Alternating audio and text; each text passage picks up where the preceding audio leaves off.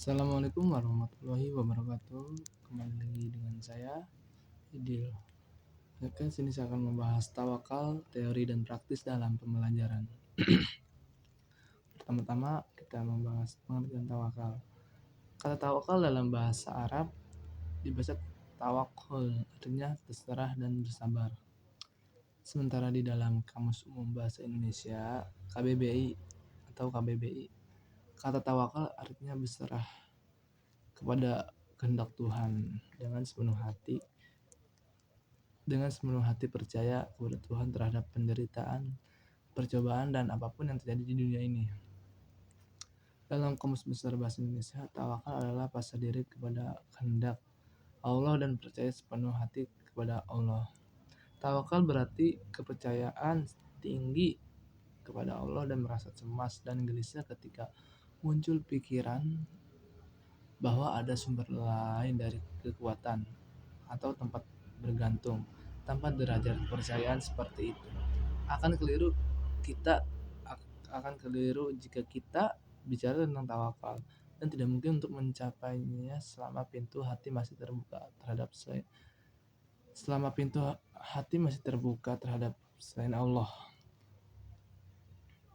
Menurut Imam Al-Ghazali, definisi tawakal ialah menurut Imam Al-Ghazali, tawakal ialah menyandarkan kepada Allah SWT tak kala menghadapi suatu kepentingan. Bersandar kepadanya adalah waktu kesukaran. Teguh hati tak kala ditimpa bencana, disertai jiwa yang tenang dan hati yang tentram. Yang dihindarkan kepada Allah SWT tak kala menghadapi suatu kepentingan. Bersandar kepadanya dalam waktu kesukaran. Teguh hati ditimpa bencana. Lanjut. Tawakal merupakan salah satu bentuk ibadah hati yang paling utama, salah satu akhlak keimanan yang agung. Tawakal sebagaimana yang dikatakan oleh Imam Al-Ghazali merupakan salah satu pokok agama. Kita lanjut yang kedua.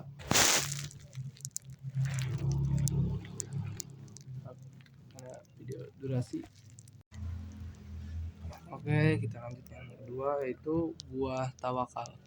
Menurut Al-Qaradawi 2010, tawakal kepada Allah dapat membuahkan, yaitu yang pertama ketentraman dan ketenangan.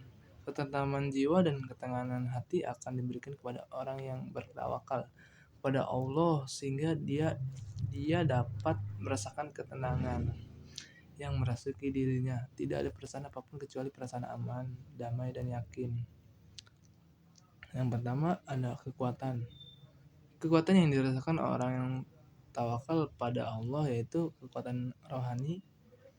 Maka segala kekuatan materi seperti senjata, harta menjadi kecil di hadapannya. Yang selanjutnya ada kemuliaan. Kemuliaan dalam perasaan ini mengangkatnya kesan derajat yang tinggi dan mendudukannya tanpa singgasana dan mahkota. Orang yang bertawakal adalah orang yang perkasa sekalipun tanpa dukungan. Selanjutnya ada ridho. Ridho adalah yang dapat membuat seseorang berlapang dada dan menjadikan hatinya luas, yakin bahwa ia mampu meraih apa yang ia cita-citakan dan terhindar dari hal-hal yang dibenci, mengusir kegalauan, melenyapkan kelulusan, menangnya kebenaran atas kebatilan, petunjuk atas kesesatan, dan keadilan atas kejahiman.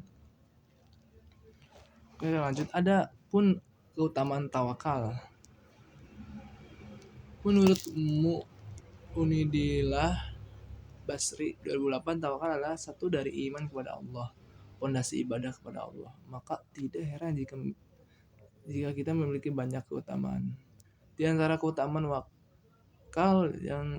tawakal yang sebenarnya dapat mengantarkan seseorang masuk surga tanpa hisab dan tanpa ajab, sebagaimana disebutkan dalam hadis Husain bin Imran.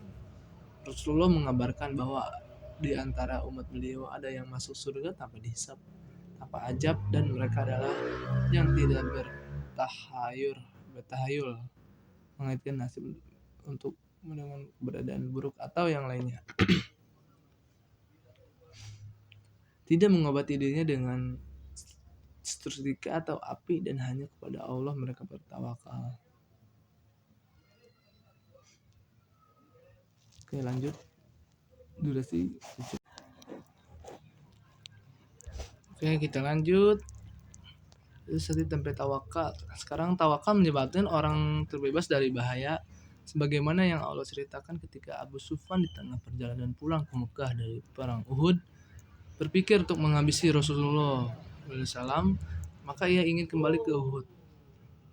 Tawakal menjadi sebab seseorang mendapatkan rezeki dari Allah Subhanahu wa taala dengan rezeki yang baik. Tawakal menjadi penyebab mendapatkan cintanya Allah. Sangat mencintai orang-orang yang beriman kepadanya. Dengan keluasan ilmunya, dengan keusahaan dan yakin dengan segala qada dan qadarnya. Tawakal menyebabkan tercukupinya apa yang diinginkan, karena Allah sendiri yang menjadi penjaminnya. Allah melindungi orang-orang yang bertawakal. Orang-orang yang bertawakal kepadanya dari apa yang ditakuti, sebagaimana yang mencukupi apa yang diinginkan. Di sini ada pun contoh perilaku tawakal, yaitu ada contoh perilaku tawakal: belajar dengan sungguh-sungguh sebelum ujian. Saat sebelum ujian juga harus belajar, karena hidup harus penuh belajar. Seperti yang telah dijelaskan sebelumnya, bahwa tawakal adalah sikap berserah kepada Allah Subhanahu wa taala, namun tetap mengupayakan segala sesuatu untuk mencapainya. Seperti saat para siswa akan melaksanakan ujian, maka untuk mendapatkan nilai tinggi dan naik kelas maupun tulus, siswa harus belajar dengan sungguh-sungguh. Belajar sebelum ujian adalah salah satu ikhtiar yang dapat dilakukan oleh seorang pelajar, dan untuk hasilnya harus tetap tawakal kepada Allah Subhanahu wa taala. Karena dengan belajar, siswa dapat menjawab soal-soal yang diujikan sehingga tidak mencontek atau mengandalkan orang lain untuk membantu menjawab soal ujian. Begitupun mungkin itu saja contoh perilaku tawakal, dan sekian dari saya menjelaskan tentang tawakal dan buah tawakal dan contoh perilaku tawakal. Kurang lebihnya mohon maaf. Wassalamualaikum warahmatullahi wabarakatuh.